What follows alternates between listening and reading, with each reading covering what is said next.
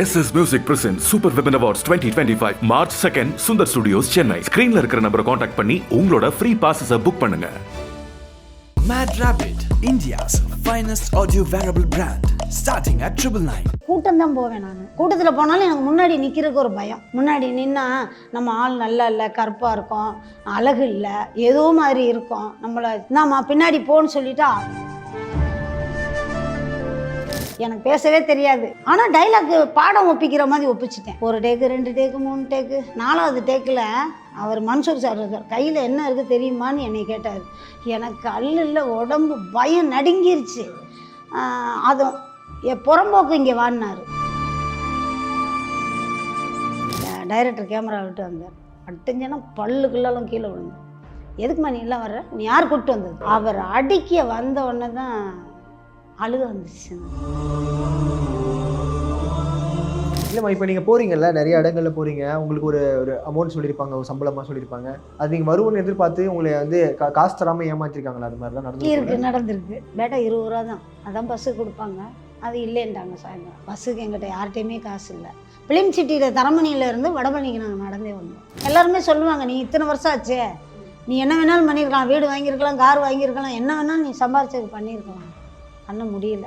ஏதாவது ஒரு லொக்கேஷனில் போய் ஒரு விஜய் தம்பியாக இருக்கட்டும், அஜித் தம்பியாக இருக்கட்டும், விஜயகாந்த் சாராக இருக்கட்டும், நம்ம போய் பார்க்கணுன்னா அவங்கள சுற்றி 4 பேர் நிற்பாங்க. ஒரு கஷ்டத்தில் போகிறவங்க தம்பியை பார்க்கணும். இப்போ உங்களை வந்து நேரில் பார்த்தா தான் நீங்கள் ஏதாவது செய்யணும்னு உங்களுக்கு தோணும். உங்களை கிட்டத்துலேயும் விடலைன்னா நீங்கள் இன்றைக்கி செய்யவும் முடியாது, உங்களை பார்க்கவும் முடியாது. எனக்கு ஏதாவது வேலை வேணும், எனக்கு தகுந்த மாதிரி நீங்கள் எடுக்கிற படத்தில் ஒரு 4 நாளோ 10 நாளோ அம்மா ரோலோ, அக்கா ரோலோ, வேலைக்காரி, பிச்சைக்காரி ஏதாவது கொடுத்தீங்கன்னா உங்களால் என் குடும்பம் நல்லா இருக்கையா. உங்களை கெஞ்சி கேட்குற, கும்பிட்டு கேட்குறையா, எனக்கு ஒரு உதவி பண்ணுங்கய்யா.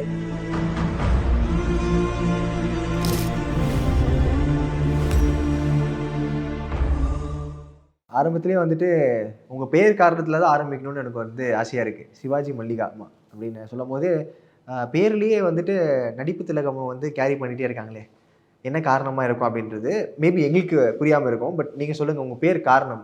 என் பேர் வந்து மல்லிகா தான், இன்சியல் சிஆர் மல்லிகா. மல்லிகாங்கும்போது நான் ஆரம்ப காலத்தில் ஸ்கூல் படிக்கிற காலத்தில் சிவாஜி கணேசன் சார் படம்னா எனக்கு ரொம்ப பிடிக்கும். அவரோட ரசிகர் நான். அவர் கூட கேஆர் விஜய் அம்மா நடித்தா இன்னும் ரொம்ப பிடிக்கும். எத்தனையோ நடிகர்கள் நடிப்பாங்க, ஆனால் சிவாஜி சார் கேஆர் விஜய் அம்மா நடித்தா ஒரு பொருத்தமாக இருக்கும். ஒரு கதையில் ஒரு புருஷன் பொண்டாட்டி அப்படிங்கும்போது ஒரு ஃபேமிலி கதை மாதிரி இருக்கும். அதில் எனக்கு அவங்க 2 பேரும் ரொம்ப பிடிக்கும். அப்போ எங்கள் சிவாஜி படம், எம்ஜிஆர் படம், சிவாஜி படம் மாற்றி மாற்றி தான் நான் பார்ப்பேன். ஒரு 2 விஷயம் மட்டும்தான் தெரியும். சிவாஜி கணேசன் நல்லா நடிப்பார், எம்ஜிஆர் மக்களுக்கு நல்லா செய்வார். இது 2மே எனக்கு பிடிக்கும். அப்படிங்கும்போது எனக்கு சின்ன வயசில் படத்தில் நடிக்கணுங்கிற ஒரு ஆசை இருந்துச்சு. அப்புறம் பல வருஷங்கள் சென்று படிப்பு சரியாக வரல, படிக்க வைக்க முடியலை. அப்புறம் எப்படியோ கஷ்டப்பட்டு சென்னைக்கு வந்துட்டேன். சென்னைக்கு வந்தாலும் என்னால் அப்போலாம் நான் சென்னைக்கு வரும்போது 55 ரூபா டிக்கெட்டு 55 ரூபா. அப்படிங்கும்போது அப்போ கஷ்டப்பட்டு தான் வந்தேன். நம்ம ஊர், நம்ம ஏவிஎம் செட்டியார் சொந்தக்காரங்க காரைக்குடியில் இருக்காங்க. அவங்க வீட்டில் எங்கள் ஐயா வேலை பார்த்தனா, எங்கள் ஐயா கொத்தனார், அவர் வேலை பார்த்தனால அவங்களுடைய கான்ட்ராக்ட் எங்களுக்கு கொஞ்சம், அவங்க மூலிமா நான் சென்னைக்கு வந்துட்டேன். வந்து சின்ன வயசில் ஆர்டிஸ்ட் வீட்டில் தான் கொஞ்சம் வேலை செஞ்சுக்கிட்டு இருந்தேன். ஆர்டிஸ்ட் வீட்டில் என்ன அசிஸ்டண்டாக இருந்தேன். சங்கீத அம்மான்னு 6லிருந்து 60 வரை ரஜினி சாருக்கு ஜோடியாக நடிச்சிருந்தாங்க.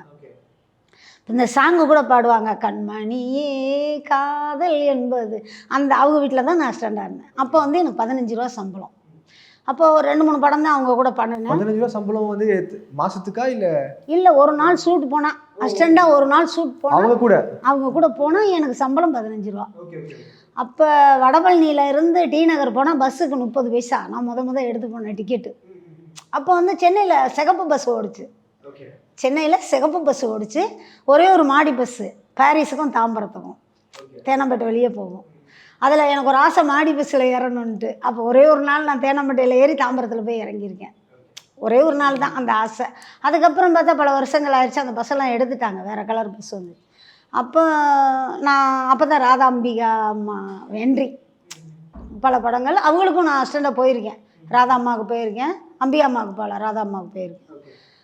அதுக்கப்புறம் ஊருக்கு போய் கல்யாணம் காட்சியெல்லாம் ஆகி குழந்தை குட்டியெல்லாம் ஆகி ஃபேமிலியாக வந்து 1984 இங்கே செட்டில் ஆனோம். செட்டில் ஆகும்போது அப்போ படத்துக்கு போகணுன்னு ஆசை, யார் மூலியமாக போகிறது என்ன ஏதுன்னு தெரியாது. சரி ஏவிஎம் உள்ளே போய் கேட்கலாம் அப்படின்னா செக்யூரிட்டி விட மாட்டார் உள்ளே. யார் கார்டு இருக்கிறவங்க தான் உள்ளே போகணும், நடிக்கிறவங்க தான் உள்ளே போகணும், நீங்களாம் போகக்கூடாதுன்னு விட மாட்டார்.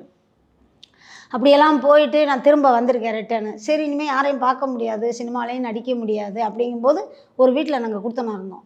அந்த வீட்டில் ஒரு அம்மா, கணவன் மனைவி பிள்ளைகள் குட்டிகளோடு இருந்தாங்க. அந்த அம்மா தான் வந்து டோக்கன் கொடுப்பாங்க. அப்போலாம் விஜயகாந்த் சார் படம் இந்த மாதிரி எல்லா படத்துகளுக்கும் டோக்கன் ஒன்று கொடுப்பாங்க வீட்டில். க்ரௌடு வேணுங்கும்போது டோக்கன் வந்து கொடுத்துட்டு போகும்போது அந்த அம்மா என்ன சொல்லுவாங்க, நீ கஷ்டப்படுறியே, உனக்கு ஒரு டோக்கன் நான் வாங்கி வச்சுருக்கேன், வா ஷூட்டிங் போகலாமா. இல்லைம்மா எனக்கு ஷூட்டிங் வந்து பழக்கம் இல்லை, நான் வரல அப்படின்னா. அப்போ எங்கள் வீட்டில் சாப்பாட்டுக்கே வழி இல்லாமல் இருக்கும். ஒரு குழந்தைக்கு பால் வாங்க கூட வழி இல்லாமல் வறுமையில் இருப்போம். அப்போ வந்து அப்போ ஷூட்டிங் போனால் 40 ரூபா 50 ரூபா 35 ரூபா சம்பளம் கையிலே கொடுத்துருவாங்க.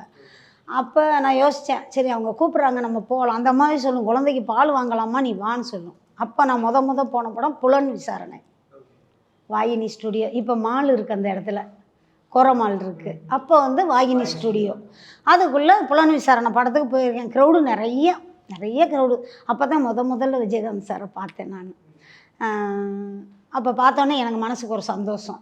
அப்போ வந்து அவர் படத்துக்கு போனால் குடிக்கிறதுக்கு காப்பி டீ எல்லாம் இல்லை, ஹார்லிக்ஸு பூஸ்ட்டு போன்விட்டா தான் எல்லா இடத்துலையும் வச்சுருப்பாங்க. கேனா எல்லா இடத்துலையும். அவர் என்ன சாப்பிட்றாரோ அதே தான் வந்து. ஆமாம் அதே தான் அவர் சொல்லிட்டார், நான் என்ன சாப்பிட்றேனோ அதே தான் எல்லாருக்கும் அப்படின்ட்டு. அதே மாதிரி சில இடத்துக்குள்ள ஒரு கேனு தான் இருக்கும், அதில் வந்து டீ சில பேருக்கு இருக்கும் இருக்காது. இவர் என்ன பண்ணி எல்லா இடத்துலையும் கேன் வைங்க, யாருக்குமே டீ காப்பி இப்போது இல்லாமல் இருக்கக்கூடாதுன்னு சொல்லுவேன். அப்போ தான் முதல்ல நான் அவரை பார்த்தேன்.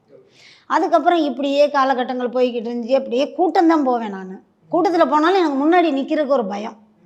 முன்னாடி நின்னா நம்ம ஆள் நல்லா இல்லை, கருப்பாக இருக்கும், அழகு இல்லை, ஏதோ மாதிரி இருக்கும், நம்மளை நாம பின்னாடி போன்னு சொல்லிட்டா அதை விட அசிங்கம் வேறு எதுவுமே இல்லைங்கிற ஒரு பயம் மனசுக்குள்ளே.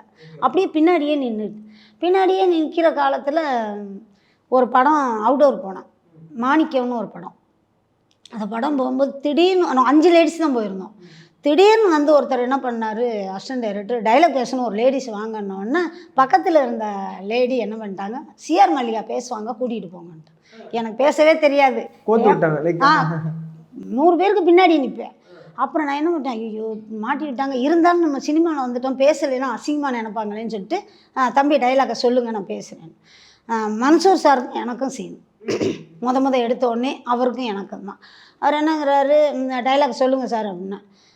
உங்கள் வீட்டில் வந்து மன்சூர் சார் கோழியை பிடிச்சிக்குவார், உங்கள் வீட்டு கோழியை அவர் பிடிச்சிக்குவார்.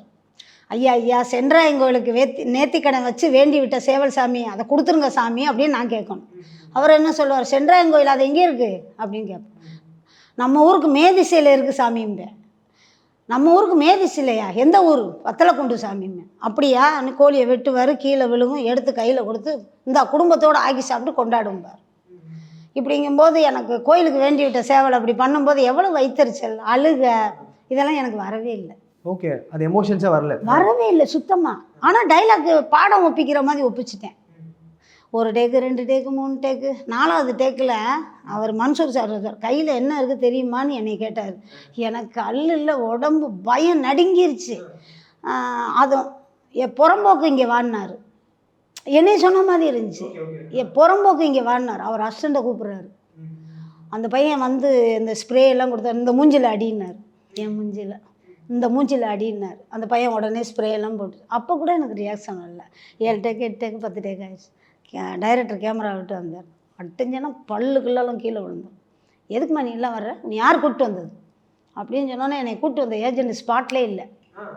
ஏன்னா அவரை திட்டுவாங்கல்ல, அவர் ஒளிஞ்சிட்டார் போய். அடிக்க வந்தோம், நல்ல சீன் இல்லை, மெயினான சீன் எனக்கு பண்ண முடியலை. அவர் அடிக்க வந்த உடனே தான் அழுக வந்துச்சு. நான் அழுதுட்டேன், அழுது கண்ணீர் கொட்டுன்னு சொல்லி. அப்புறம் அந்த பொண்ணுகிட்ட சொன்னேன், நீ ஏம்மா என்னை மாட்டி விட்ட, இப்போ உனக்கு நல்லா இருக்கா அப்படின்னு. இல்லைடி நான் அப்படி நினச்சி சொல்லலை, நீ பேசுவேன்னு தான் சொல்லிவிட்டேன். சரி பரவாயில்ல விடு, இதெல்லாம் சகஜம் அப்படின்னு சொல்லி விட்டுச்சு, அதை மறந்துட்டேன். ஆனால் 1000 பேர் க்ரௌடில் என்னை பார்த்தாங்க. அந்த ஊர் மக்கள், நடிக்க வந்தவங்க எல்லாருமே என்னை பார்த்தாங்க. அது இப்போ எனக்கு எவ்வளோ அசிங்கம். அதுக்கு பிறகு நான் யோசித்தேன், சரி இனிமேல் நம்ம நடிப்பில் இருக்கணும்னு ஆசை இருக்குது, சிவாஜி ரசிகன்னு சொல்கிறதுக்கு அர்த்தமே இல்லாமல் போயிடும் அப்படின்ட்டு நான் கொஞ்சம் கொஞ்சம் நடிக்கணும் அப்படின்னு சொல்லி அப்போ கம்பெனியாக ஏறி இறங்குவோம். ஏஜென்ட்டுகளும் சில பேர் கூப்பிட்டு போவாங்க, வாங்கம்மா இந்த இடத்துல ஆடிஷன் இருக்குது வாங்க போகலான்னு. கஷ்டப்பட்டு போவோம், கையில் காசே இருக்காது, ஒரு டீ குடிக்க கூட காசு இருக்காது. காலையில் எழுந்திரிச்சு சும்மா போவோம், சாப்பிடவே மாட்டோம். ஒரு 4 பேர் 2 லேடிஸ் இப்படி போவோம். போய் ஒரு ஆடிஷன். அப்போ வந்து ராஜேந்திரன் ஒரு டைரக்டர் நம்ம வடபழனி கோயிலுக்கு பின்னாடி ஆஃபீஸ் போட்டிருந்தார். அப்போ ஒரு பல்லாட்டி கிருஷ்ணன் சொல்லி சினிமாவில் இருந்தார். அவர் கூப்பிட்டு போனார். டைரக்டர் பார்த்தாரு, பேர் என்னன்னு கேட்டார். மல்லிகா அண்ணன். ஊர் என்னம்மா? காரைக்குடின்னு. சரிம்மா, குற்றாலம் 10 நாள் அவுட்டோர் இருக்குது, சொல்லிக் கொடுக்குற டைலாக்கை நீங்கள் பேசுவீங்களான்னு. கண்டிப்பாக பேசுவேன் சார், ஏன்னா இங்கே தான் அடி வாங்குற அளவுக்கு வந்துட்டேனே, கண்டிப்பாக நான் பேசுவேன் சார் அப்படின்னு சொல்லி ஒரு மன தைரியம் வந்துருச்சு. அதுக்கப்புறம் பரிவட்டம்ங்கிற ஒரு படம், ஜெயராம் சார் சுகன்யா அம்மா, குற்றால அருவியிலே. ஓகே, அந்த ஒரு முதல் எக்ஸ்பீரியன்ஸ் வந்து உங்களை எல்லாத்தையும் மாத்திருச்சு. இந்த 100 பேருக்கு பின்னாடி என்னல்ல, ஒரு கொஞ்சம் முன்னாடி வர ஆரம்பிச்சிட்டேன். கொஞ்சம் முன்னாடி வந்து நிற்கும் போது அதான் முதல்ல பேச டைலாக்ஸ், அதுதான் முதல்ல நான் பேசி வெளி வந்ததே.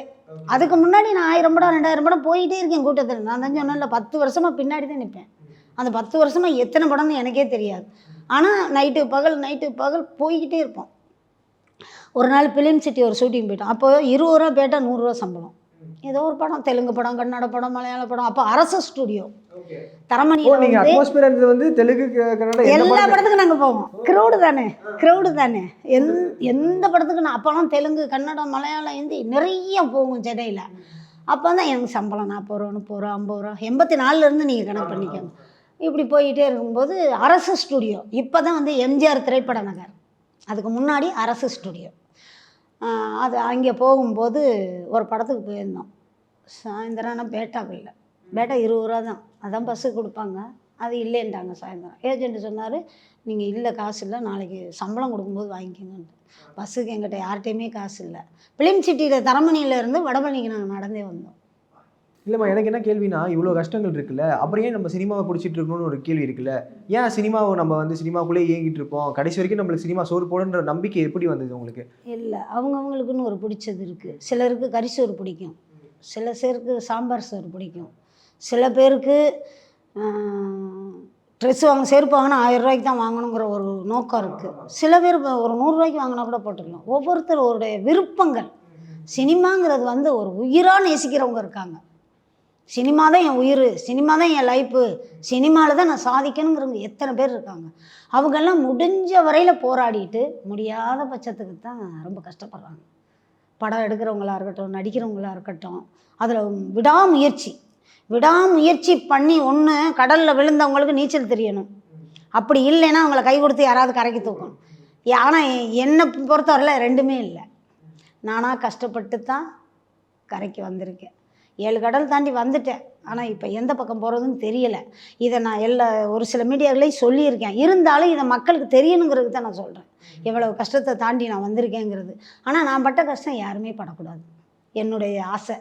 இருந்தாலும் எவ்வளோ கஷ்டங்கிறத நான் சொல்லவே முடியாது. சிலதை தான் சொல்லியிருக்கேன், சிலது என்னால் சொல்ல முடியலை. தம்பி என்ன பண்ணார், அக்கா நீங்கள் நாளைக்கு ஷூட்டிங் இருக்கான்னு கேட்டார். இல்லைப்பா அப்படின்னு. நீங்கள் வேலைச்சேரி போயிருங்க நாளைக்கு அப்படின்னாரு. அப்படி போகும்போது படம் சிவாஜி, ரஜினி சார் படம்னோன்னா மனசுக்குள்ள ஒரு சந்தோஷம். அதுதான் கட்டடத்து வேலை செய்கிற மாதிரி நானே எங்கள் வீட்டுக்காரர் பையனுக்கு கரண்ட்டு ஷாக் அடிச்சிடும். நான் கத்தும்போது சின்ராஜன் கத்தும்போது ரஜினி சார் திரும்பி பார்த்துட்டு அந்த சீன் முடிஞ்சு போச்சு. முடிஞ்சிட்டு நான் வீட்டுக்கு வந்துட்டேன். வந்த பிறகு ஒரு வாரம் சேர்ந்து என்னை ஃபோன் பண்ணி கூப்பிட்டாங்க. அக்கா நாங்கள் சிவாஜி கம்பெனிலேருந்து பேசுகிறோம், நீங்கள் டப்பிங் பேசணும் வாங்க. சரின்ட்டு ஏவிஎம்முக்குள்ளே போகிறேன். நான் ஏவிஎம்முக்குள்ளே போகும்போது இந்த பாதி ஆஃபீஸ் டோர் திறந்து உள்ளே போகும்போது சங்கர் சார் தான் உட்காந்துருக்கிறாரு. வணக்கம் சார், வாங்க சிவாஜி மல்லிகா. அவர் கூப்பிட்டார் என்னை. உள்ளே என்ட்ரி போகும்போதே வணக்கம் சார்னு, வாங்க சிவாஜி மல்லிகா, உங்கள் டைலாகை நீங்களே பேசிடுங்க. அந்த ஒரு சிவாஜி மல்லிகான்னது எனக்கு கடவுள் வந்து இமயமலையே தூக்கி கையில் கொடுத்த மாதிரி ஒரு சந்தோஷம். பேரரசு சார் படம், நம்ம திருவண்ணாமலை, பழனி, திருத்தணி எல்லாமே பண்ணியிருக்கேன். அவரும் நல்ல டைப்பு.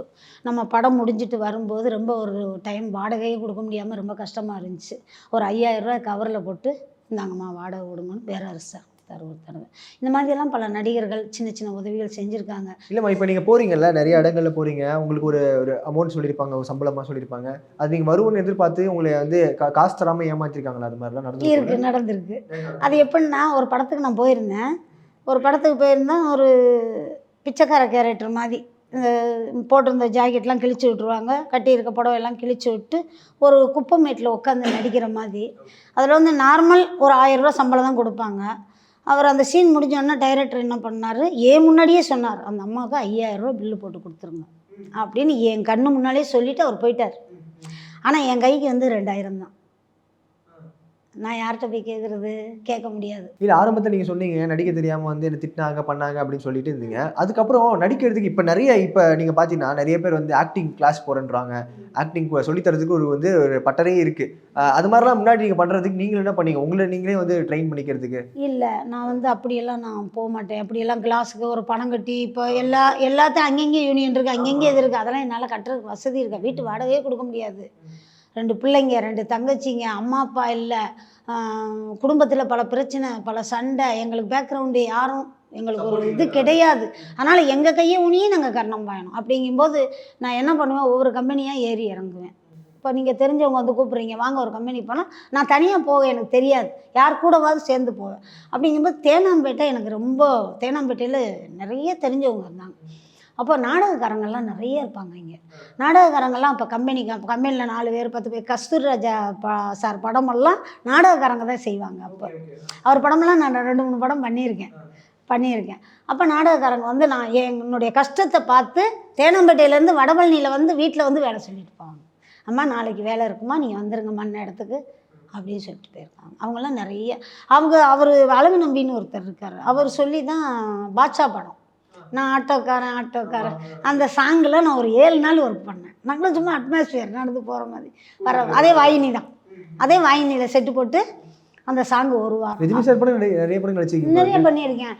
நம்ம படையப்பா எல்லா படமுமே அந்த படைக்கிறவுடு தான். சீன் பண்ணல. முத்துல ரஜினி சாரை வெளியில் போக சொல்லுவாங்கல்ல, வீட்டை விட்டு வெளில போச்சு, அந்த லைனாக நிற்கிறோம்ல ஜனங்க, அது அடையாரில் ஒரு வீட்டில் தான் எடுத்தாங்க. அதெல்லாம் அந்த இதில் க்ரௌடில் நிற்கிற மாதிரி நான் போகிற படம்லாம் க்ரௌடாக தான் இருக்கும். என்னை தலையே பார்க்க முடியாது, எங்கேயாவது ஒரு ஓரமாக நிற்பேன் நான். அப்படி தான் ஒரு படம் படையப்பா, அருணாச்சலம். இந்த அருணாச்சலத்தில் வந்து மாத்தாடு மல்லிகை அந்த சாங்கில் வந்து சௌந்தர்யா பக்கம் நாங்கள் லேடிஸாக உட்காந்துருப்போம், ரஜினி சார் பக்கம் ஜென்ஸாக உட்காந்துருப்பாங்க. அந்த மாத்தாடு மல்லிகைங்கும்போது நடு சென்டரில், இப்போவும் இந்த படம் நீங்கள் பார்த்தீங்கன்னா நடுவில் க்ளோஸ்அப்பில் நான் தெரிவேன், நல்லா பார்த்தா உங்களுக்கு தெரியும். அந்த மாதிரி ஒரு சில படங்கள், நிறைய படங்கள் பண்ணியிருக்கேன். நம்ம விஜயகாந்த் சார் படம் தர்மச்சக்கரம், அதெல்லாம் க்ரௌடு தான். தர்மபுரியில் மட்டும் ஒரே ஒரு சீன் டைலாக் பேசியிருக்கேன், ஒரே ஒரு. அவர் படங்கள் நிறைய ஃபைட்டு ஃபைட்டு. ஒரு படத்தில் கூட விஜயகாந்த் சார் அடித்து இப்படி காரில் தள்ளிடுவார் ஒரு ஃபைட்டரை. அது ஃபிலிம் சிட்டியில் ஷூட்டிங். காரில் தள்ளும்போது அந்த கார் கண்ணாடி உடச்சிட்டு உள்ளே போய் விழுவுது. தலையில் கண்ணாடி குத்திடுச்சு. அவர் ஃபைட்டருக்கு தலையில் கண்ணாடி இவ்வளவு உள்ளே போயிடுச்சு. அதுக்கப்புறம் ஷூட்டிங்க்கு கட் பண்ணிவிட்டு அவர் பார்த்துட்டு முதல்ல ஆஸ்பத்திரிக்கு கொண்டு போங்க அவர் அப்படின்னு போயிட்டாங்க. அதுக்கப்புறம் அவரை ஃபைட்டர் ஆஸ்பத்திரிக்கு கூப்பிட்டு போயிட்டு இது பண்ணி, இதெல்லாம் நிறைய கஷ்டங்களை பார்த்துருக்கேன். இப்போ இருக்க காலகட்டத்தில் நடிகர்களாக இருக்காங்கல்லக்கா, அவங்க கூட நடிச்சிருக்கீங்களா நீங்கள்? இப்போ உள்ள காலகட்டத்தில் பரத் தம்பி, விஜய் தம்பி படத்தில் சர்க்காரில் பண்ணீங்க. ஆமாம், தூக்கி வச்சிருப்பாரு. சர்க்கார் பண்ணியிருக்கோம். அதெல்லாம் ஒரு எதிர்பாராத ஒரு இதுதான், யாருக்குமே கிடைக்காத ஒன்றுன்னு சொல்லலாம். அந்த வாய்ப்பு எப்படி உங்களுக்கு அந்த சீனில் நீங்கள் பண்ணுறதுக்கான வாய்ப்பு எப்படி அமைஞ்சது? அந்த வாய்ப்புக்கு வந்து ஒன்று டைரக்டர் தான். அந்த சீன் நான் பண்ணுறதுக்கு காரணமே டைரக்டர் தான். 2வது ஹீரோ நான் நடிக்க மாட்டேன், அவங்களெல்லாம் தூக்கி நடிக்க மாட்டேன்னு சொல்லியிருந்தாலும் எனக்கு அந்த வாய்ப்பு கிடைக்காது. எனக்கு ஒன்று டைரக்டர், ஒன்று ஹீரோ தம்பி விஜய் தம்பி. அவர் வந்து வானத்தை தொடுற அளவுக்கு வானத்தில் இருக்கிறார் அவர். நான் ஏதோ ஒரு சாதாரணமாக ஒரு ஓரத்தில் ஊறி போகிற எறும்பு, என்னை போய் தூக்கணும்னு அவசியமே கிடையாது. சீனை மாற்றலாம். டைரக்டர் சொல்லி சார் நான் இதெல்லாம் செய்ய மாட்டேன்னு சொன்னால் இவங்க சொல்கிறது தான் அவங்க கேட்பாங்க. ஆனால் அவர் எதுவுமே சொல்லலை. நடிக்கிறேன்னு ஒரு மானிட்டு ஒரு டேக்கு. ஆனால் அது ஒரு கஷ்டமான சீன், இதை என்னை ஏற்கனவே சொல்லியிருக்கேன். இருந்தாலும் உலகமே பேசப்படுது. இது மறுபடியும் சொல்லலாம், தப்பு இல்லை. அவர் தூக்கி என்னை கையில் வச்சுக்கிட்டு இப்படி ஒரு மானிட்டர் பார்த்து சுற்றி வரும்போது எனக்கு கொஞ்சம் அச்சமாக இருந்துச்சு. நல்லா பிடிச்சிக்கோங்க, கீழே விழுந்துடாதீங்க என்னை சொல்கிறார், நல்லா பிடிச்சிக்கோங்க, கீழே விழுந்துடாதீங்க. அதுக்கப்புறம் எனக்கு சந்தோஷமாக இருந்துச்சு. ஒரு மானிட்டர் ஒரு டேக். ஆனால் ரிஸ்க்கான சீட்டு, எனர்ஜியாக கத்தி பேசணும், வெயிட்டு வேறு, ஒரு நல்ல கத்தி, ரொம்ப கஷ்டமான சீனு.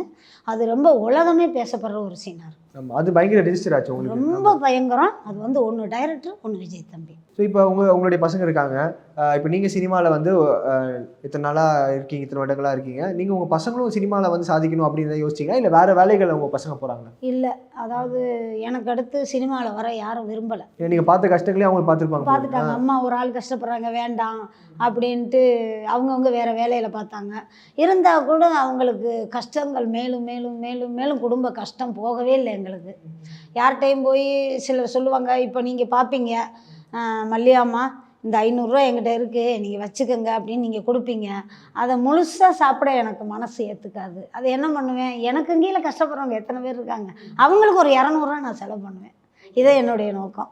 அதனால் எனக்கு மிச்சத்துக்கு சேர்த்து வைக்கிறதோ, பிள்ளைகளுக்கு ஏதாவது வாங்குறதோ, இது வரைக்கும் எல்லாருமே சொல்லுவாங்க, நீ இத்தனை வருஷம் ஆச்சே, நீ என்ன வேணாலும் பண்ணியிருக்கலாம், வீடு வாங்கியிருக்கலாம், கார் வாங்கியிருக்கலாம், என்ன வேணாலும் நீ சம்பாரிச்சதுக்கு பண்ணியிருக்கலாம். பண்ண முடியல. ஏன்னா நான் பட்ட கஷ்டம்தான் எனக்கு முன்னாடியே வந்து நிற்கிது. எனக்கு முன்னாடி யாராவது கஷ்டப்படும் போது இந்த 200 ரூபாயில் ஒரு 100 ரூபா அவங்களுக்கு கொடுக்கலாமேங்கிற ஒரு எண்ணம். அதனால் என் பிள்ளைகளுக்கு நான் எதுவுமே சேர்த்து வைக்கலை. நானும் அந்த இடத்துல தான் இருக்கேன், என் பிள்ளைகளும் அந்த இடத்துல தான் இருக்குது. அதனால் வந்து கடைசி காலம்னு ஒன்று கடவுளை மட்டும் நம்புகிறேன். நான் ஏதாவது ஒரு மாற்றம் நடக்கும் அப்படின்ற மாற்றம் நடக்குங்கிற ஒரு நம்பிக்கை இருக்குது. அதனால் நான் ஓடிக்கிட்டே இருக்கேன். ஓஞ்சி உட்கார முடியலை, ஓடிக்கிட்டே இருக்கேன். கீழே தடுமாறி விழுந்தா கூட எந்திரிச்சு ஓடிக்கிட்டே இருக்கேன். பசங்களை பற்றி சொல்லி என்ன வேலை பண்ணிட்டு இருக்காங்க பசங்க? வந்து அவங்க ஒரு கல்யாணத்துக்கு கூட என்னால் எதுவும் சேர்த்து வைக்க முடியலை. கல்யாணத்துக்கு கூட ஒரு பையனுக்கு போன வருஷம் தான் கல்யாணம் பண்ணேன், கடன் வாங்கி தான் கல்யாணம் பண்ணேன். ஆமாம், சொந்தக்காரங்க கொஞ்சம் தெரிஞ்சவங்க இவங்கெல்லாம் பணம் கொடுத்து உதவுறேன்னு சொன்னாங்க. கடைசி நேரத்தில் கை விட்டாங்க. அதனால் கடனை ஒன்றை வாங்கி கடன்காரங்க கை கொடுத்தாங்க, இல்லைன்னு சொல்லாமல் வாங்கி அப்படியே கல்யாணத்தை பண்ணிட்டேன். இன்னொரு பையன் கல்யாணத்துக்கு இருக்கான். கல்யாணத்தை பண்ணிட்டா கூட பிள்ளைகளை நீ கொடுப்பான்னு அவங்கள கஷ்டப்படுத்த எனக்கு விரும்பலை. ஏதோ சொத்து சுகம் உள்ள பிள்ளைகளா இருந்தால் எனக்கு ஏதாவது கொடுப்பான்னு கேட்கலாம். அவங்களே கஷ்டப்படுறானுங்க, அவங்கள போய் நான் என்னத்தை கேட்குறது? என்னுடைய வேலையை நான் பார்த்துக்கிறப்பா, எனக்கு நீங்கள் கஷ்டப்பட வேண்டாம், நான் முடிஞ்ச உங்களுக்கு ஏதாவது உதவி செய்கிறேன்னு சொல்லியிருக்கேன். அவங்களால எனக்கு செய்ய முடியலை, என்னால் அவங்களுக்கு செய்ய முடியலை. அந்த அளவுக்கு குடும்பம் போயிட்டு இருக்கு. இல்லை அவங்க சொன்னாங்களே, ஏம்மா இந்த காலத்துலையும் ஏம்மா இவ்வளோ கஷ்டப்படுறீங்க, இவ்வளோ வயசாகிடுச்சு, வீட்டில் இருக்கலாம்ல அப்படின்னு கேட்குறாங்களா, இல்லை வேறு ஏதாவது சொல்கிறாங்களா வீட்டில்? இல்லை, வீட்டில் இருக்கிறது வந்து இருக்கலாம்பா. வீட்டிலே இருந்தால் நம்ம பல கஷ்டத்தை நினச்சிக்கிட்டே இருப்போம் இருக்கிற வரைக்கும். அதாவது நம்ம எப்போ இருக்கணும்னா நடக்க முடியாமல் போகிற அளவுக்கு வந்தால் தான் இருக்கணும். நடக்கவே முடியலை, வெளியில் போனால் ஒரு ஸ்டெப்பு கூட எடுத்து வைக்க முடியலை, அப்போ இருந்தோம்னா ஏதோ நீங்கள் ஊற்றுற கஞ்சியை ஊற்றுங்கப்பா நான் குடிச்சிட்டு இருக்கேன்னு சொல்லலாம். இப்போ நம்மளால நடக்க முடியும். நீங்கள் ஒரு வேலை சொன்னால் கூட என்னால் செய்ய முடியும். உடல்ல தெம்பு இருக்கு, தெம்பு இருக்கிற வரைக்கும் ஓடணும்ப்பா. இருக்கிறவங்கள கஷ்டப்படுத்தக்கூடாது இல்லையா? அதனால் நான் ஓடிக்கிட்டு இருக்கேன். கிடைக்கிற வரைக்கும் கிடைக்கட்டும். கடைசி காலம்னு ஒன்று இருக்குது. அதிர்ஷ்டங்கிறது எப்போ வேணாலும் வரலாம். கேபி சுந்தரம்பாள்னு ஒரு அம்மா நடித்தாங்க. அவங்க 70 வயசில் தான் ஃபீல்டுக்கே வந்தாங்க. உலகத்துக்கு தெரிய வந்ததே 70 வயசில் தான்.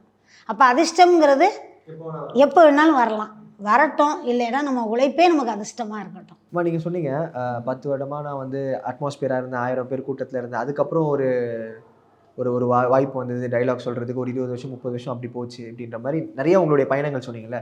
உங்களுக்கு ஒரு ஆசை இருக்கும்ல, நடித்தா இந்த ஒரு கதாபாத்திரம், எனக்கு இந்த மாதிரி ஒரு கதாபாத்திரம் கொடுங்க, நான் பண்ணிவிடுவேன். என்னுடைய கரியரில் இப்படி நான் ஒன்று பண்ணிட்டு தான் எனக்கு வந்து ஒரு திருப்தியாக இருக்கும் கரியரை முடிக்கிறதுக்கு அப்படின்னா நீங்கள் என்ன சொல்லுவீங்க? இப்போ நடிப்புங்கிறது எனக்கு ஆசை தான். நான் பல படங்கள் க்ரௌடாக போயிட்டு வந்துட்டேன். பல படங்களில் வந்து சின்ன சின்ன ரோல்கள், அம்மா ரோல், ஆயா ரோல், பிச்சைக்கார ரோல் எல்லாமே நான் பண்ணி முடிச்சிட்டேன். இனி நான் எதிர்பார்க்குறது என்னென்னா, ஒரு நல்ல பழைய ஆளுங்க, என்னை தெரிஞ்சவங்க இப்போ கூப்பிட்டு ஒரு அம்மா வேஷம், அக்கா வேஷம், பாட்டி வேஷம், ஒரு வேலைக்காரி வேஷம் இதெல்லாம் கொடுத்து படம் ஃபுல்லாக வர்ற மாதிரி. இப்போ வந்து ஒரு படத்தில் ஒரு சீன் தான் நான் பண்ணியிருக்கேன். படம் ஃபுல்லாக நீங்கள் வந்து வர மாதிரி ஒரு படம் பூரா ஒரு கதாபாத்திரம் வேணும்னு. இப்போ நீங்கள் ஒரு டைரக்டரு, ஆரம்பத்தில் உங்கள் படம் நான் நடிச்சிருக்கேன், நீங்கள் லைனாக பண்ணிட்டு வரும்போது நீங்கள் மனசு வச்சா அடுத்த படங்கள் எனக்கு வாய்ப்பு கொடுக்கலாம். இந்த மாதிரி ஒரு 10 பேர் கொடுத்தாலும் எனக்கு போதுமே. எனக்கு அது என் கவலை கஷ்டம் முடிஞ்சு போமே. இல்லை, நீங்கள் நிறைய படங்கள் பயணம் பண்ணி அது நடிச்சிருக்கீங்கன்னு சொல்கிறீங்கல்ல, அப்போ நிறைய பேர் சந்திச்சிருப்பீங்க, அசிஸ்டன்ட் டேரக்டர்ஸ் அப்படின்னு. அவங்ககிட்ட நல்ல ஒரு பழக்கவழக்கம் இருந்தால் அவங்க அடுத்தது கூப்பிடுவாங்கன்னா அவங்க அந்த மாதிரி ஆளுங்க சொல்கிற 1-2 வேலையை தான் இப்போ நான் இன்னைக்கும் செஞ்சுட்டு வரேன். அவங்கனால தான் நான் வாழ்கிறதே. டைரக்டருங்க, அசிஸ்டன்ட் டைரக்டருங்க, ப்ரொடியூசருங்க, மேனேஜருங்க, இவங்கனால தான் நான் அந்த 1-2 சீனே. இப்போ என் கூட ஒரு தம்பி நடிப்பார், பிள்ளையாவோ தம்பியாவோ நடிப்பார். இந்த இது முடிஞ்சு போகும். ஒரு 3 மாதம் வீட்டில் இருப்பேன். அதுக்கப்புறம் அந்த தம்பி போய் எங்கேயாவது ஒரு படத்தில் நடிக்கும்போது மல்லிகாம்மா நல்லா நடிப்பாங்க, அவங்களுக்கு ஒரு வாய்ப்பு கொடுங்க அப்படின்னு நீங்கள் சொல்லும்போது உங்களால் எனக்கு ஒரு வாய்ப்பு. இப்படி தான் நான் செஞ்சுக்கிட்டு இருக்கேன். ஒருத்தர் மூலியமா ஒருத்தர் மூலியமா ஒருத்தர் எனக்கு வாய்ப்பு, இப்படி தான் நான் செஞ்சுக்கிட்டு இருக்கேன். ஆனால் நான் என்ன எதிர்பார்க்குறேன்னா அதில் பெருசாக எதிர்பார்க்கல. எனக்கு தெரிஞ்ச டைரக்டருக்கு எத்தனையோ பேர் இருக்கிறாங்க, அவங்கெல்லாம் பண்ணும்போது ஞாபகம் பண்ணி இப்போ உதவி செய்கிறது தேடி போய் செய்யணும். உங்களை தேடி வந்து யாராவது உதவி செஞ்சு அவங்கள காக்க வைக்கக்கூடாது, நாளைக்கு வான்னு சொல்லக்கூடாது. நீங்கள் உங்கள்கிட்ட ஒரு தம்பி எனக்கு ரொம்ப கஷ்டமாக இருக்குது, ஒரு 1000 ரூபா வேணும் தம்பி அப்படின்னு நீங்கள் கேட்கும்போது உங்கள்கிட்ட 1000 ரூபா கொடுக்க முடியாது. அம்மா என்கிட்ட 300 ரூபா தான் இருக்குது, நீங்கள் 1000 ரூபா கேட்குறீங்க, என்னால் கொடுக்க முடியாது, இந்த 300 ரூபாய் நீங்கள் வச்சுக்கோங்கன்னு சொல்லி கொடுக்கலாம். நாளைக்கு வாங்கன்னா அவங்கள அலைய விடக்கூடாது. இதுதான் இந்த மாதிரி செய்யணும். இந்த மாதிரி செய்யும்போது நான் கஷ்டப்படும் போது அவங்கெல்லாம் கூப்பிட்டு ஒரு வேலை சொன்னால் கஷ்டப்படும் போது தேடி கொடுத்தா நல்லாயிருக்கும். நான் தேடி போனாலும் எனக்கு அந்த ஒரு பெரிய வாய்ப்பு கிடைக்கல. இந்த மாதிரி சின்ன சின்ன ரோல் தான் நான் பண்ணிட்டு வரேன். நீங்கள் பார்த்த ஒரு நடிகர் இருப்பார், கேமரா முன்னாடியும் அப்படியே தான் இருப்பார், கேமரா ஆஃப் பண்ணக்கப்புறமும் அதே மாதிரி தான், எந்த ஒரு மாற்றமும் இல்லாமல் இருப்பார். உங்களுக்கு ஃபேவரட்டாக இருப்பார்ல, பிடிச்ச நடிகருக்கு தான் இருப்பாங்களா, அது மாதிரி யாராவது இருக்காங்களா உங்களுக்கு பிடிச்சவங்க? சினிமாவில் பார்த்தா எல்லாரும் சேரன் சார்லாம் ரொம்ப நல்ல டைப்பு. எனக்கு அவர் படமெல்லாம் தேசிய கீதம், பொற்காலம், வெற்றி கொடிக்கட்டு, நிறைய 1-2 படங்கள் பண்ணியிருக்கேன். ஃபஸ்ட்டு படம் பாரதி கண்ணம்மாவுக்கு நான் ஆடிஷன் போனேன். பாரதி கண்ணம்மாவுக்கு ஆடிஷன் போனேன். அதில் என்ன பண்ணார், அக்கா இதில் ஒரு சீன் உங்களுக்கு இருக்குன்னாரு. அவுடோர் நாங்கள் போயிட்டு வந்து உங்களுக்கு இன்டோர் தான் இருக்குன்னாரு. வந்து என்ன பண்ணிட்டாரு, நான் கேட்டதுக்கு நான் அந்த சீனை அவுட்டோர்லேயே முடிச்சுட்டு வந்துட்டோம் அப்படின்ட்டார். சரி சார் நான் விட்டுட்டேன், நான் தான் கிடைக்காத என்றைக்குமே வருத்தப்பட மாட்டேனே, அடுத்து இன்னும் போயிடுவீங்க, அடுத்து வரும்போது வரட்டும். அடுத்து ஒரு படம் ஏஜென்ட் கூப்பிட்டு போனார். கூப்பிட்டு போகும்போது தான் பொற்காலம்னு படம் எனக்கு தெரியும், ரோஜா கம்பெனிஸ்னு பொற்காலம். அப்போ அவர் தான் ஆடிஷன் பண்ணுறாரு, சேரன் சார் தான் பண்ணுறாரு. நான் அந்த படத்துக்கு சொல்ல முடியலை, நீங்கள் இந்த படத்துக்கு வந்துடுங்க அப்படின்னாரு. பொற்காலம் மைசூர் போயிருந்தேன். மைசூர் போயிருக்கும்போது ஒரு 10 நாள் இந்த பச்சை கலர் சிங்கிஜா அந்த சாங்கெல்லாம் நாங்கள் தான் இருக்கோம். நாங்கள் தான் சும்மா அட்மாஸ்பியர் கூட மாட போகிறது வர்றது எல்லாமே வெளியில். அந்த அம்மா மீனம்மா ஒரு வீட்டுக்குள்ளே நெய்வாங்க, நாங்களாம் வெளியில் அந்த நூல் போட்டு இதெல்லாம் பண்ணுவாங்க. அதெல்லாம் மைசூர் தான். இப்படி செஞ்சுக்கிட்டே இருக்கும்போது ஒரு வீடு, பெரிய வீடு, இந்த மாதிரி பங்களா வீடு எடுத்து எங்களுக்கு கொடுத்துருந்தாரு சேரன் சார். தங்கியிருந்தோம். தங்கி இருக்கும்போது ஒரு 10 நாளில் மேனேஜர் வந்தார். மல்லிகாக்கா உங்களுக்கு முடிஞ்சிருச்சு, நீங்கள் ஊருக்கு போகலான்னாங்க. அப்போ ஃபோன்லாம் என் கையில் இல்லை. நான் எல்லாம் ட்ரெஸ் எல்லாம் எடுத்து வச்சுக்கிட்டு சாயந்தரம் 6 மணி ஆச்சு, வெளியில் வந்து ஒரு டெலிஃபோன் பூத்து இருந்துச்சு. வீட்டுக்கு ஒரு ஃபோன் பண்ணணுமே, நான் கிளம்புறேன் அப்படின்னு சொல்லிட்டு அந்த பூத்தில் அந்த இதை வச்சுட்டு வெயிட் பண்ணுறேன். இந்த வீட்டுக்கு வெளியில் யாரோ பேசி உங்களை மாதிரி ஒருத்தர் உள்ளே நிற்கிறாரு, நான் வந்து நிற்கிறேன். ஆனால் நிற்கும்போது டோரை திறந்துட்டு வர்றது சேரன் சார் வர்றாரு. என்னக்கா இங்கே நிற்கிறியே பெட்டியோட அப்படின்னாரு. இல்லை மேனேஜர் என்னை போக சொல்லிட்டாரு, நான் போகிறேன் சார் அப்படின்னு. இல்லை நீங்கள் போக வேணாம், நீங்கள் படம்புறம் இருக்கிறீங்க சொன்னேன். என் கஷ்டம் தெரிஞ்சு அவர் சொன்னார். மேனேஜருக்கு என்ன யாருன்னு தெரியாது, 10 நாள் போதுன்னு எங்களை போக சொல்லிட்டார். ஆனால் சேரன் சார் வந்து உங்கள் மாதிரி சின்ன வயசுலேருந்து நான் அவரை பார்த்தேன். அப்போல்லாம் அவர் கல்யாணம்லாம் ஆகலை. பார்த்தா ஆகலைன்னு எனக்கு தெரியல, சின்ன வயசாக இருப்பார். அப்போ வந்து நீங்கள் போக வேண்டாம் இருங்கக்கா அப்படின்னு சொன்னார். அப்போ அந்த படம் 30 நாள் ஒர்க் பண்ணிட்டு வந்தேன். அப்போ என் குடும்பத்துக்கு கொஞ்சம் வாடகை கொடுக்க, கடன் கட்ட, சாப்பிட, அது ஒரு நல்லா இருந்துச்சு. அப்போ நான் அவரை வந்து மனசார வாழ்த்தினேன். கடவுள் புண்ணியத்தில் இவர் நீண்ட ஆயுசோடு இருக்கணும், நிறைய படங்கள் பண்ணணும், பல பேருக்கு வேலை கொடுக்கணும், இதைத்தான் நான் வேண்டும் எப்போவுமே. ஓகே, அதிகபட்சமாக நீங்கள் ஒரு படத்துக்கு போய் எனக்கு இவ்வளோ சம்பளம் கிடைச்சதுன்னு ஏதாவது சொல்ல முடியுமா? என்ன நான் இப்போ வரைக்கும் நடித்ததுலேயே அதிகமாக வாங்கின சம்பளம் இந்த படத்துக்காக அப்படின்னு? அதிகமாக வாங்கின படம்னு சொல்ல முடியாது, கரெக்டான சம்பளம். அரையன் 305 கடவுள். அதில் வந்து விமல் சார்னு ஒரு மேனேஜர் சார், அவர் வந்து எப்போவுமே சம்பளம் கரெக்டாக கொடுப்பாரு. எப்போவுமே சம்பளம் கரெக்டாக கொடுப்பாரு. எல்லா மேனேஜர்களும் கொடுப்பாங்க, எனக்கு பட்டு தெரிஞ்சவர் அவர். அதனால் இல்லை, நியாயமான சம்பளம். ஒரு 2000னா 2000, 3000னா 3000. அந்த படத்துக்கு ஒரு 3000 சம்பளம் போட்டு கொடுத்தாங்க ஒரு நாளைக்கு. அப்புறம் நம்ம கஷ்டங்களை தெரிஞ்சு மேனேஜர் வந்து என்ன பண்ணுவார் விமல் சார், என் சம்பளத்துலேருந்து உங்களுக்கு 2000 ரூபா எக்ஸ்ட்ரா தரேன்னு கொடுப்பார். அப்படி சொல்லி கொடுக்கும்போது சில மனிதர்கள் இருக்காங்க, எப்படி இருக்காங்கல்ல, இது மல்லிகாமா இது உங்களுக்கு சேர வேண்டிய சம்பளம், இது நானாக எக்ஸ்ட்ரா கொடுக்குற சம்பளம் 2000 ரூபா அப்படிங்கும்போது எனக்கு ஒரு சந்தோஷமாக இருக்கும். இப்படி சில படத்துகளில் கரெக்டான சம்பளம் கைக்கு வந்துடும். நடிகர்கள் இருக்காங்களா? நடிகர்களில் உங்களுக்கு பிடிச்ச மாதிரி திரைக்கு முன்னாடி திரைக்கு பின்னாடி ஒரே மாதிரி இருக்க மாதிரி மனிதர்கள் நீங்கள் சந்திச்சிருக்கீங்களா? மனிதர்களை சந்தித்தது நம்ம யாருன்னா விஜயகாந்த் சாரை சொல்லலாம், நம்ம விஜய் தம்பியும் சொல்லலாம், அவரும் எல்லாரும் ஒரே மாதிரி தான் இருக்காங்க. எல்லாருமே ஒரே மாதிரி தான். ஜெயராம் சார் வந்தார், எல்லாருக்கும் ஹாப்பி தீபாவளினாரு, சந்தோஷமா புடவை ஜாக்கெட்டு எல்லாருக்கும் எல்லாம் கொடுத்தாரு. ஒரு 3000 கையில் கொடுத்தாரு, செலவுக்கு வச்சுக்கோங்க, இன்றைக்கி செலவுக்கு வெளியில் போயிட்டு வாங்க, இன்றைக்கி லீவு தான், எல்லாம் போய் எதுவும் வாங்கிட்டு வாங்கன்னு. அப்புறம் இந்த ட்ரிங்க்ஸு பாட்டிலெலாம் எடுத்து ஜென்ஸுகளுக்கெல்லாம் எல்லாருக்குமே கையில் கொடுத்தாரு. அதெல்லாம் வந்து பார்க்குறதுக்கு ஒரு சந்தோஷம். இந்த மாதிரி அதே மாதிரி நாங்கள் சமஸ்தானம் படத்துக்கு போயிருக்கும்போது சரத்குமார் சாரும் ராதிகா அம்மாவும் வந்து ஸ்பாட்லேயே வந்து எல்லாருக்கும் புடவை ஜாக்கெட்டு, நல்ல நாள் பெரிய நாளைக்கு அவங்க படமும் நான் நிறைய படம் ஒர்க் பண்ணியிருக்காங்க. நம்ம முரளி சாரும் அதே மாதிரி அவங்க மனைவியும் அவங்களும் வருவாங்க. இரணியன் படத்துல எல்லாம் வந்து நல்லா பேசுவார். நல்லா பார்த்திபன் சாரும் அதே மாதிரி அவங்க படங்கள்லாம் வந்து விசாரிப்பாங்க, எப்படி இருக்கீங்க, என்ன சாப்பிட்டீங்க, நல்லா அவங்களால என்ன முடியுமோ அதை அப்பப்போ செஞ்சுருக்காங்க, பார்த்துருக்கேன், வாங்கியிருக்கோம். அதெல்லாம் யாரையுமே குறை சொல்ல முடியாது. சினிமாவை பொறுத்த வரையில் சினிமாங்கிறது வந்து ஒரு காண கிடைக்காத அற்புதம்னு சொல்லுவாங்க. அதுதான் சினிமா. அது வந்து உலகம் அழிஞ்சால் தான் சினிமா அழியும். உலகம் அழியலைன்னா சினிமா அழியாது. அதனால் அதை வந்து நான் உயிர் உள்ள வரையும் அதுக்கு முதலிடம் கொடுக்குறேன், அதை நேசிக்கிறேன். அதை நேசிக்கிறேன்னு சினிமாங்கிறது என்ன, நீங்கள் தான் சினிமாங்கிறதே, நீங்கள் தான், உங்களால் உண்டாக்கப்பட்டது தான் சினிமா. அப்போ நம்ம எதை நேசிக்கணும்? உங்களை தான் நான் நேசிக்கணும். நீங்கள் செய்கிற வேலை, நீங்கள் கேமராவில் இருந்தால் அதை நேசிக்கணும், நீங்கள் டைலாக்ல இருந்தால் அதை நேசிக்கணும், நீங்கள் ஆர்டிஸ்டாக இருந்தால் அதை நேசிக்கணும். இதுதான் என்னுடைய நோக்கம். அதாவது வடிவேல் அவர்கள் கூட நீங்கள் பயணிக்கும் போது அது 2 சீனுமே மறக்க முடியாத சீனாக இருக்குல்ல. அந்த ஆடு திருட்டு சொல்லு, தைரியமாக நல்லாச்சு சொல்லு அப்படின்ற மாதிரி ஒரு டைலாக் இப்போ வரைக்குமே அது இதாகிட்டு இருக்கு. அப்புறம் இங்கே நல்ல மீன்கள் விற்கப்படும்னா அதுக்குமே அந்த ஒரு காமெடி வந்து மக்கள் மனசில் எப்பவுமே இடம் பிடிச்சிருக்கும். நீங்கள் வடிவேல் சார் கூட ட்ராவல் பண்ணுறதுக்கு ஏதாவது முயற்சி பண்ணீங்களா? அவர் கூட அந்த ஒரு செட்டு இருப்பாங்கல்ல, அவர் கூட ஒரு 10 பேர் 20 பேர் வந்து அந்த காமெடி ட்ராக்லேயே ட்ராவல் பண்ணுற மாதிரி இருப்பாங்க. அது மாதிரி ஏதாவது ட்ரை பண்ணீங்களா? இருப்பாங்க. நான் என்ன ட்ரை பண்ணாலும், அதாவது சாமியை பார்க்கணுன்னா பூசாரி குறுக்க இருப்பார். புரியுதுங்களா நான் சொல்கிறது? சாமியை பார்க்கணுன்னா பூசாரியை மீறி நம்ம சாமியை பார்க்க முடியாது. அதே மாதிரி நான் பார்க்கணுன்னு நினச்சி போகிற இடத்துல எல்லாம் ஒருத்தர் குறுக்க இருப்பாங்க, விட மாட்டாங்க, பார்க்க விட மாட்டாங்க. அதனால் அதெல்லாம் நினச்சி ரொம்ப ஃபீல் பண்ணியிருக்கேன்.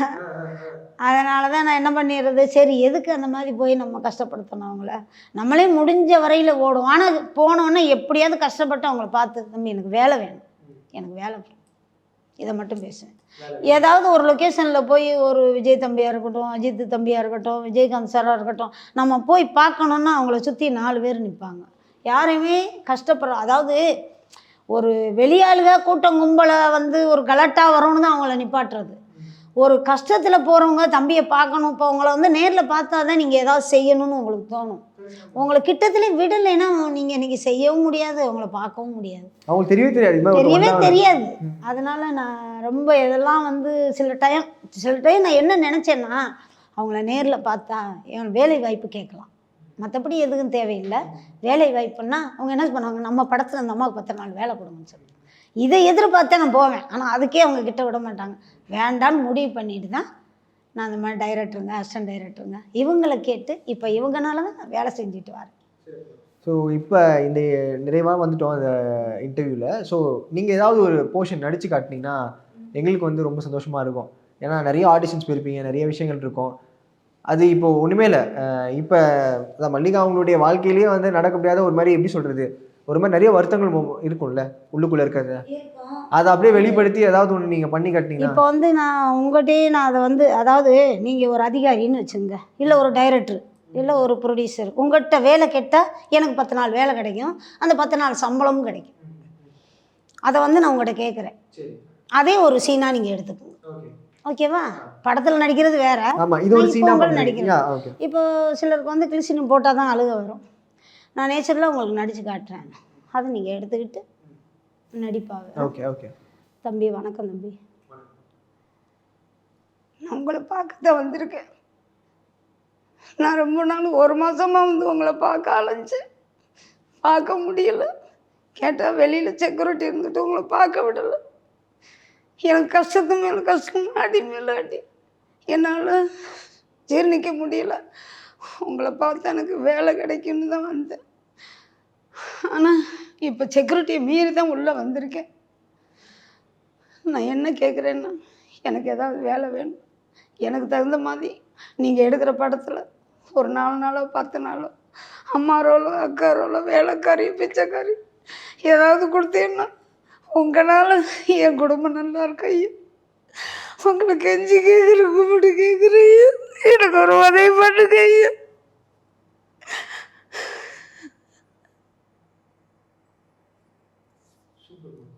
இதுதான் என்னுடைய நடிப்பு.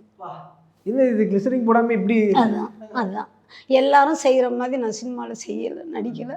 அதை இது புரிஞ்சுக்கிட்டு யார் வருவா சொல்லுங்க. மனசில் இருக்க வழியாக வந்துடுது வெளியில். இல்லை இதுக்கெல்லாம் வந்து ஒரு ஒரு படத்துக்கு போயிருந்தேன் கூட்டத்தில். அப்படிங்கும்போது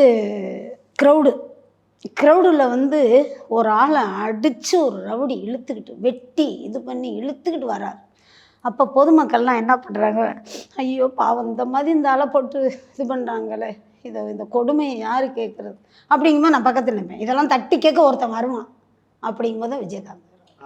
அதான் சபரி சீன் இருக்கே, சபரி இதெல்லாம் தட்டி கேட்க ஒருத்தன் வருவான். இது மாதிரி எனக்கு எங்கே போனாலும் அந்த க்ரௌடில் கூட ஒரு சென்டிமெண்ட் சீனாக ஒரு சீன் வந்துடும். அதுதான் எனக்கு சந்தோஷமே. வேறு எல்லாம் ஒவ்வொரு நாளும் கடவுளுக்கு நன்றி சொல்லுவேன். இப்போ நீங்கள் வேலை கொடுத்தா உங்களுக்கு ஒரு நன்றி. இதுதான் ஒவ்வொரு மனிதர்கள்லையும் நான் கடவுளை பார்க்குறேன். கடவுளை நான் நேரில் பார்த்ததில்ல, பார்க்க முடியாது. உங்களுக்குள்ளே பார்க்குறேன். உங்கள் கூட வர்றவங்களுக்கு நல்லது யார் செய்கிறாங்களோ அவங்களுக்குள்ளே இறைவன் இருக்கு. உங்க கூட வந்து பேசுறது ரொம்ப சந்தோஷமாக இருந்தது. நிறைய விஷயங்கள் சொன்னீங்க. சப்போர்ட்டிங் ஆர்டிஸ்டாக இருக்கட்டும், இந்த மாதிரி வந்து அட்மாஸ்பியர்லேருந்து இது மாதிரி வரதே வந்து பெரிய விஷயம்தான். இன்னமும் இவங்க வந்து இந்த கஷ்டப்படுறாங்க, ஒரு நாள் வேலைக்குமே கஷ்டப்படுறாங்க. அதாவது ஒருத்தவங்களை பார்த்தா காசு தான் கேட்கணும்னு இல்லை, வேலை தான் வேணும் அப்படின்றது கரெக்டாக இருக்கீங்க. அந்த ஒரு மைண்ட் செட்லேயே இருக்கீங்க. ஆனால் அது நிறைய கொடுக்கணும் அப்படின்றத நான் வந்து அவங்கள மாதிரி கொஞ்சம் இதெல்லாம் பார்க்குறவங்க அவங்கள மாதிரி படம் பண்ணும்போது அவங்கள கூப்பிடுவோம் அப்படின்னு கூப்பிட்டா ஒவ்வொரு குடும்பமும் கஷ்டப்படாமல். கண்டிப்பாக நேர்காணல் மூலியமாக கண்டிப்பாக ஏதாவது நல்ல விஷயம் நடக்கும் நான் வந்து வேண்டிக்கிறேன். கண்டிப்பாக நல்ல விஷயம் நடக்கும். சந்தோஷம் தம்பி. SS Music presents Super Women Awards 2025 March 2nd Sundar studios Chennai. ஸ்கிரீன்ல இருக்கிற நம்பரை காண்டாக்ட் பண்ணி உங்களோட ஃப்ரீ பாஸஸை புக் பண்ணுங்க. Mad Rabbit, India's finest audio wearable brand, starting at 999.